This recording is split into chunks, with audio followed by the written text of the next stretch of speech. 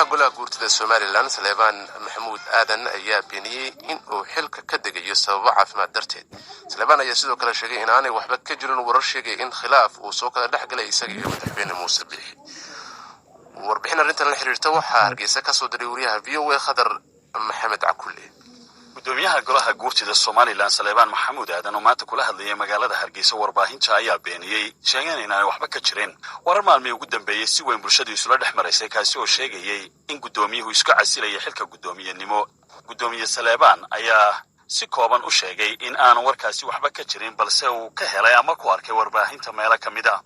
laakiin war fidiyayaashu warka anigu idinku maadin ka maqlaay iyo jaraa'idkiina anigu aniga kursi fadhiya idinka iga kicinayay warraba warka niman golayaasha waan arkay oo daan sidii warka idinka keenay madaxweynena inuu xogogaaliyaa filay marka cidi arrintaa ila soo qaaday idinkuna idinka yimi idinkuna idinku dambeeya.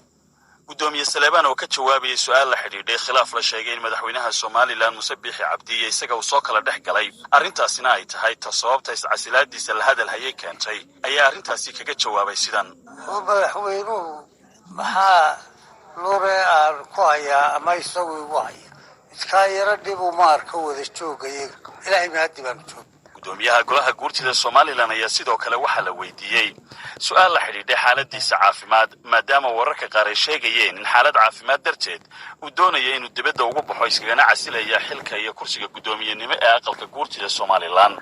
Soorigii diriir ma war caafimaadkaygu waa taam wax daa ka badan ima hayso hadda waxaan idin wax igala qabanaysaana ala wasaalan kale lurka iga daay.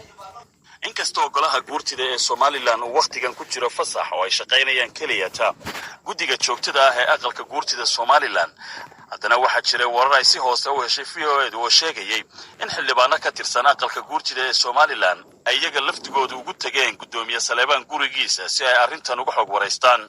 dhinaca kale xildhibaano ka tirsan golaha guurtida ee Somaliland ayaa VOA si hoose ugu sheegay inay jiraan xildhibaano tiro badan oo aqalka guurtida kamid ah kuwaasi oo han kaga jiro ama hunguri ka haya kursiga golaha guurtida Somaliland ee gudoomiyenimo kaasi oo ku fadhiyo Salebaan Maxamuud Aadan. isku soo wada duuba hadalhaynta maalmihii ugu dambeeyay ee magaalooyinka waaweyn iyo goobaha la isugu yimaado ayaa ahayd labada qodob ee la xiriiray khilaafka madaxweynaha iyo gudoomiye Salebaan iyo sidoo kale iscasilaada aqalka guurtida gudoomiyenimadeeda uu iska casilayo gudoomiye Salebaan. labadaasi oo sida maqlayseen uu gudoomiye Salebaan ku tilmaamay waxba kama jiraan. Khadar Maxamed Cakulle.